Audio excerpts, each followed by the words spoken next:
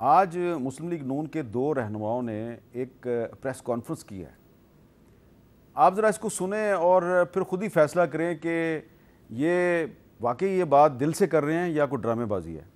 मिफ्ता इस्माइल साहब जरा दफ्तर से बाहर निकल के गरीब आवाम में जाएं, आपको समझ आए कि लोग रहते किस तरह, लोग बिल किस तरह देते हैं, लोग खुदकुशियां कैसे कर रहे हैं। एक रक्षा चलाने वाला, एक रेडी बांध, एक छापड़ी फरोश, वो अपना बिल दे रहा है 20-20, 25-25 हजार का। आज 10,000 बिल, खुदा की कसम 10,000 बिल मेरे घर पे लोग मुझे दे कर गए, मुंह पर मार कर गए। मैं उम्मीद करता हूँ वजीर आजम साहब, खुदारा ये पॉलिसियां तरक करके अवाम दोस्त पॉलिसियां बनाएं, वरना हमारा हलकों में जाना बहुत मुश्किल हो जाएगा।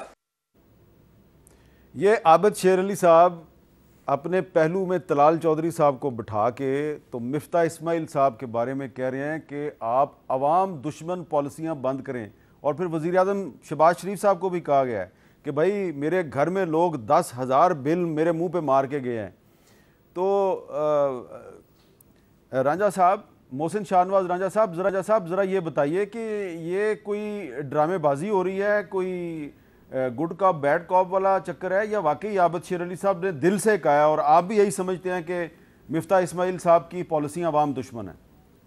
देखिए, जो आबिद शेर अली साहब की आप जरा हालात समझने की कोशिश करें। आबिद शेर अली इलेक्शन लड़ रहे हैं, जो कि 25 तारीख को इलेक्शन है, और उनका जो है इम्तिहान जो है वो 1 साल की मुद्दत के बाद नहीं है। उनका तो 2-3 हफ्ते की बात है, उनका इम्तिहान आया खड़ा है। और वाकई ही उनकी जो हल्के की सूरत हाल है वो दुरुस्त कह रहे हैं। ये जो फ्यूल एडजस्टमेंट वाला मामला हुआ है, ये सिर्फ आबिद शेर अली के हल्के में नहीं सूरत हाल पैदा हुई, बल्कि ये मेरे हल्के में भी सूरत हाल पैदा हुई है। और इसी तरह से लोग जो हैं वो अवाम हमारे पास आई है, और अवाम जो है वो काफी ज्यादा इस वक्त मुश्किलात का उनको सामना करना पड़ रहा है।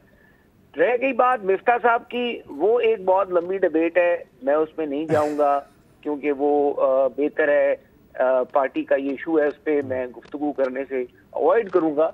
लेकिन जो अवामी सूरत हाल है वो आबिद शेर अली जो बात कर रहे हैं वो दुरुस्त बात कर रहे हैं, और यही सूरत हाल है अवाम के बीच में। अवाम जो है वो बिल्कुल है, और हमें इस चीज का बिल्कुल सामना हो रहा है कि जो ये IMF की जो शराइत हैं, उन शराइत को के ऊपर जो अमल दरामद है वो हमारी हुकूमत को और हमारी पार्टी को काफी महंगा पड़ रहा है, और उससे हमारा जो पॉलिटिकल कैपिटल है उसको यकीनी तौर पे काफी हद तक नुकसान हो रहा है। हो सकता है कि आने वाले वक्त में ये जब IMF का नेगोशिएट हो जाए एग्रीमेंट और चीजें बेहतरी की तरफ चली जाएं, तो उस वक्त फिर जो फवायद है वो जरा आवाम के सामने आना शुरू हो जाए, तो वो एक अलहदा सूरत हाल है। लेकिन जो मौजूदा सूरत हाल है उसमें जो सूरत हाल सामने है वो यही है कि अवाम जो है, अभी शहबाज शरीफ साहब ने गो के ये ऐलान भी किया, और बहुत अच्छा ऐलान किया कि उन्होंने कहा कि जो कुछ सार्फिन है 1,71,000 के करीब, उनको अब ये जो फ्यूल एडजस्टमेंट लगी है उससे उनको इस्तिस्ना दे दी गई है। ये यकीनी तौर पे एक बहुत अच्छा फैसला है, और इससे अवाम में एक अच्छी जो है सूरत हाल भी पैदा हुई है। तो लेकिन अभी तक बिल्स में उस तरीके से एडजस्टमेंट नहीं आए, ऑपरेशनल इश्यूज है, जिसकी वजह से अभी भी आबिद शेर अली साहब की जो कैफियत है मैं उससे एग्री करता हूँ। वो जिस जगह पे खड़े हैं उनकी जगह कोई भी होता तो वो यही बात कर रहा होता, क्योंकि उनका इलेक्शन 25 तारीख को आया खड़ा है। वसीम सजाद साहब, ये सवाल ज़रा थोड़ा सा मुख्तलिफ है। एक तरफ शहबाज शरीफ साहब क्रेडिट लेते हैं कि हमारी हुकूमत ने पाकिस्तान को डिफ़ॉल्ट से बचा लिया है और हमने कुछ सख्त फैसले किए हैं और हमने पाकिस्तान को डिफ़ॉल्ट से बचा लिया है। दूसरी तरफ मुस्लिम लीग नून के अपने ही रहनुमा जो हैं वो कह रहे हैं कि मिफ्ता इस्माइल साहब ने हमें मरवा दिया है। तो ये क्रेडिट लेना जो है वो दुरुस्त है या दूसरा काम दुरुस्त है? देखें जी, ये दोनों दुरुस्त है। आबिद शेर अली साहब वो, और मेरा ख्याल इनके साथ दूसरे जिन्होंने इलेक्शन लड़ना है, वो उस नज़रिए से देख रहे हैं कि भी दिनों दिनों में एक बड़ी पॉपुलर पार्टी उसका क्या हाल हो गया है, और उसकी वजह यही है कि महंगाई की वजह से, और जो बिजली की कीमतें बढ़ी हैं, जो गैस की कीमत बढ़ी है, जो हर पेट्रोल की कीमत बढ़ी है। अब आम आवाम को इससे दिलचस्पी नहीं होती कि क्यों बढ़ी है। वो तो ये देखते हैं कि जी अब हमारे लिए गुजारा करना मुश्किल हो गया है। जो शख्स इस वक्त 25-30 हज़ार तनख्वाह ले रहा है, उसके लिए घर चलाना, बच्चों की फ़ीस देना, मकान का किराया देना, नामुमकिन सा हो गया। तो लिहाजा आबिद शेर अली साहब इस नज़रिए से देख रहे हैं कि हमने जब इलेक्शन में जाना है तो फिर ये हम कैसे वोट मांगेंगे जब इतनी हमने एक माहौल पैदा कर दी है, जबकि लोग महसूस कर रहे हैं कि हम उनकी दुश्मनी कर रहे हैं। दूसरी तरफ है मिफ्ता इस्माइल साहब, उन्होंने ये देखना है कि जी मुल्क की मईशत को अगर मैंने सही तरीके पे न चलाया तो फिर मुल्क को डिफ़ॉल्ट का ख़तरा है, और डिफ़ॉल्ट होगा तो उसके जो नताइज हैं वो तबाहकुन नताइज होते हैं, उससे जो हर चीज़ मुल्क की तबाह हो जाती है। तो उनके सामने ये है कि जी अगर हमारा पेट्रोल लेट से 100 रुपये का आ रहा है और हम उसको 50 रुपये में बेच रहे हैं तो ये तो नहीं हो सकता। दूसरा ये है कि इस वक्त जो हमारे पे कर्ज़े चढ़े हुए हैं वो बिलियंस के हिसाब से डॉलर्स हैं, उसको हमने कैसा उतारना है। अभी तक तो यही हो रहा है कि हर साल कर्ज़ा बढ़ रहा है और हम एक कर्ज़ा लेके पिछले कर्ज़े को उतारते हैं।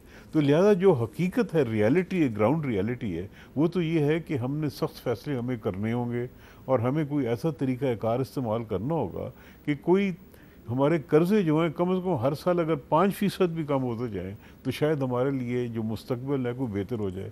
लेकिन अगर यही हालात रहे तो ये जो मुसीबत आज हमें नज़र आ रही और टल गई है वो फिर अगले साल पे यही हालात होंगे। गौर साहब, आपको ये नहीं लगता कि ये इमरान खान साहब की जो पॉपुलैरिटी है, जिसके बारे में उनका ख्याल है कि बहुत बढ़ गई है, वो बाय डिफ़ॉल्ट है, उसका क्रेडिट उनको नहीं जाता, क्योंकि उन्होंने तो ऐसा कोई कारनामा नहीं किया अपनी हुकूमत के दौर में।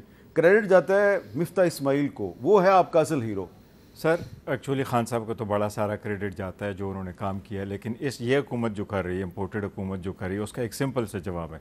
अब इनको अपने नाअहली का और जो भी इनकी इनएफिशिएंसी है, और इनसे काम तो हो बन नहीं पा रहा है, इकानमी ज़्यादा ख़राब हो गई, डॉलर कहाँ पे चला गया, अब इनको कोई और बंदा नहीं मिल रहा था, तो कमज़ोर आदमी को समझ के कि उसकी कोई कंस्टिट्यूंसी नहीं है, सारा कुछ मलबा डाल दीजिएगा मिफ्ता इस्माइल पे। क्या ये फर्स्ट टाइम है जो 4 महीने बाद आज आपके ख्याल में मिफ्ता इस्माइल कमज़ोर आदमी? सर मैं ये कह रहा हूँ कि नहीं, उसकी अपनी कंस्टिट्यूंसी, वो इतना पॉलिटिकल बैकग्राउंड रखने वाला आदमी नहीं है, तो इन्होंने सारा उस पर डाल दिया। पहले भी क्या इससे पहले पेट्रोल प्राइसेस पे मरीम नवाज़ और शहबाज शरीफ आमने सामने नहीं हुए? आज ये आ रहा है कि क्योंकि फैसलाबाद में इलेक्शन हो रहा है तो इनको अब याद आ गया। सारा वक्त इसने लंदन में गुजारा, आवाम की तो खबर ली नहीं। और इंटरनेशनल कम्युनिटी में देखें कि पाकिस्तान का आउटलुक जब से हुकूमत आई है, पाकिस्तान का आउटलुक स्टेबल से नेगेटिव में चला आज गया। सऊदी अरब ने पाकिस्तान में मजीद 1 अरब डॉलर की इन्वेस्टमेंट का ऐलान किया है। कल कतर ने पाकिस्तान में 3 अरब डॉलर की इन्वेस्टमेंट का ऐलान किया है। हामिद मीर साहब, वो एक इन्वेस्टमेंट पोर्टफोलियो होता है, वो जब आएगा तो बड़ा अरसा लगेगा। एज ऑफ टुडे जो इमीडिएट स्टेप लेने वाले हैं वो एक हुकूमत नहीं कर सकी। आज तक 4 महीनों में हुकूमत डॉलर को स्टेबल नहीं कर सकी, आवाम को रिलीफ नहीं दे सकी, पेट्रोल की प्राइस को कंट्रोल नहीं कर सकी, और आज याद आ रहा है इसको फैसलाबाद के इलेक्शन की वजह से।